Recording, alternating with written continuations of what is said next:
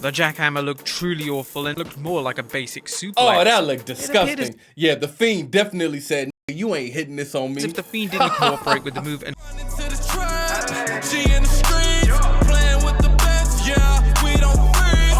Niggas try to steal my energy. Waves with the ice, yeah, surfboard me. I get the bag and I dip, yeah. Said I'm a rock star. Fell over all of the drip, yeah. Diamonds in my charm, like I just wearing them hips, yeah. Think like a porn star, manifest all of my dreams, yeah. I'm living like a god, rock star, trap star. Got the gas with me, yeah. What's good, Dark Knight Gang? I'm Neptune. Hey, bro, today I'm about to react to a video, 10 WWE wrestlers who intentionally sandbagged their opponent.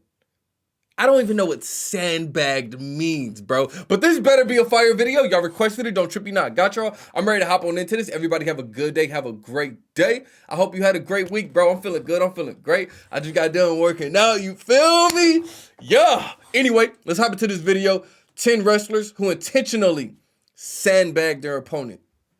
Intentionally, bro. Yeah. Let's go. Number 10, Nia Jax versus Charlotte Flair. Of course she'll be first. A random match on Raw in the summer of 2021 between Nia Jax and Charlotte Flair turned rather brutal as the two women began to shoot on each other and both women began to sandbag each other's moves.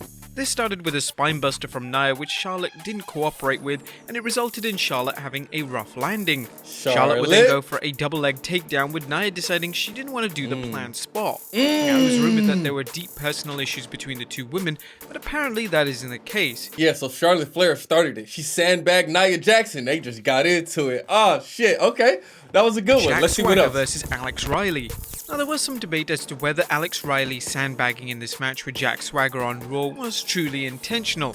Now, for some context, the finish of the match was supposed to be that of Swagger hitting the gut-wrench powerbomb on Riley for the victory.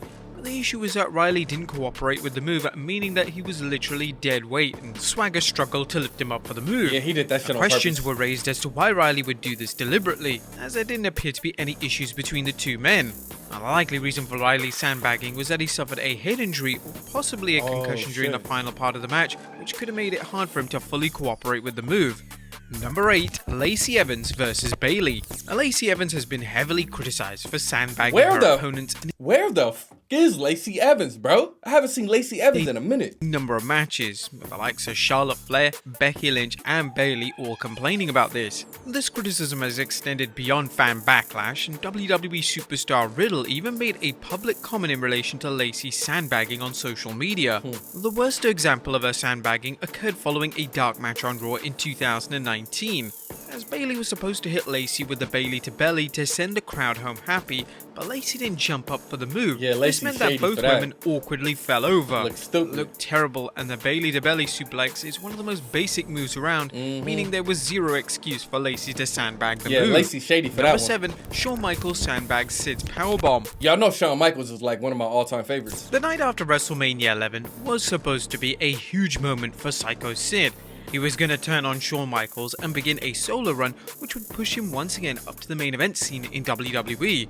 Now, the segment for Sid's moment was see Sid perform a trademark powerbomb on HBK, but sadly, HBK decided to sandbag the move. It's unclear what truly happened with the powerbomb, as it's clear that HBK didn't cooperate with the move, meaning that when he was in the air, Sid had no choice but to drop HBK to the side. This completely killed a special moment, and you could audibly hear the crowd lose their excitement. You know he did that shit on Sid purpose. had no choice but to perform the move again, and this time it was delivered with full cooperation from HBK, but the damage was already done. Number 6, You know he did that shit on purpose. He always be trolling people on purpose. That's why I love that dude. Versus Tensai. Ryback was well established for being one of the strongest men in WWE during his time spent in the company. Therefore, when he was unable to lift Tensai up for the shell shock during their match on Raw in 2012, it could have damaged his image in the eyes of the fans. It was a bizarre circumstance as Ryback attempted to lift Tensai up for the move multiple times, and he just couldn't lift him. At one point though, Ryback dropped Tensai and gave up on the move.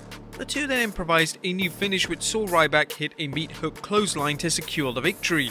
Now, there were rumors that Tensai had legitimately sandbagged Ryback, maybe out of personal dislike, or perhaps thanks to a direct order from WWE management, which was designed to test Ryback. It don't look like the homie even sandbagged it. He tried to jump. Look. Personal dislike, or perhaps thanks to a direct order from WWE. He tried to jump. The two then He tried to jump. It's just that this dude, he didn't get a good hold on him.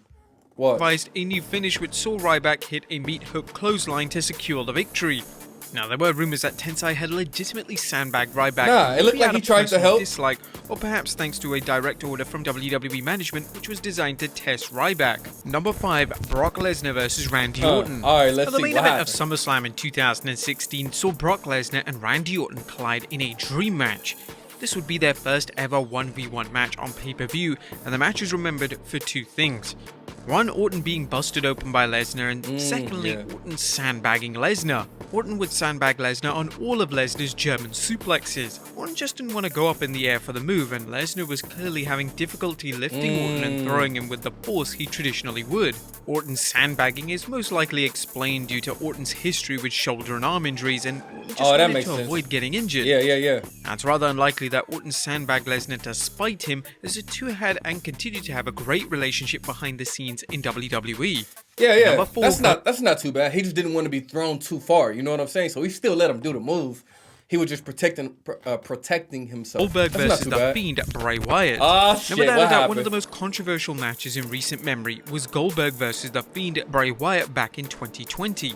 The match saw Goldberg defeat the Fiend to win the Universal title in a move that nobody saw coming.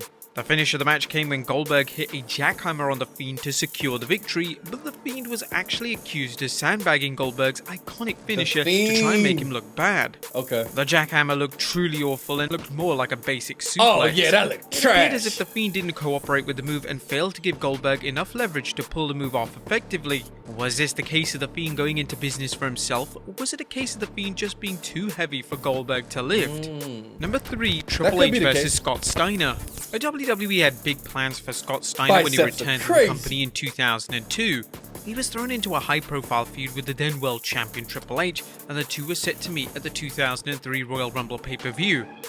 Their match was a total disaster, and it's well established for being one of the worst world title matches that the WWE has ever presented on pay-per-view. The two had no chemistry whatsoever, and Steiner, as well as a number of WWE fans, accused Triple H of sandbagging all of Steiner's moves. Triple H shady. I believe that Triple H deliberately wanted to make him look as bad as possible, as he didn't want Steiner being a main event player in WWE, and to Steiner's credit, there are definitely certain points in the match where you can see Triple H not cooperating with suplexes and other basic wrestling moves. Triple H did him Hulk Hogan dirty. versus The Undertaker. Oh shit, Two two WWE goats. legends collided in the main event of the 2002 Judgment Day pay-per-view as Hulk Hogan defended the WWE title against The Undertaker. The match is well known for having one of the worst chokeslams ever delivered in a WWE match, and fans believe that Hogan deliberately sandbagged the dead man. Let's see. During the match, The see Undertaker this. would go for a chokeslam, but Hogan outright decided to not cooperate with the move. He awkwardly decided not to jump for the move as he planted his feet on the ground and refused to comply. Taker even looked at Hogan to question what on earth was happening. Hogan eventually went up for the move in truly a lackluster chokeslam, that shit looked seriously trash. impacted the quality of the overall match.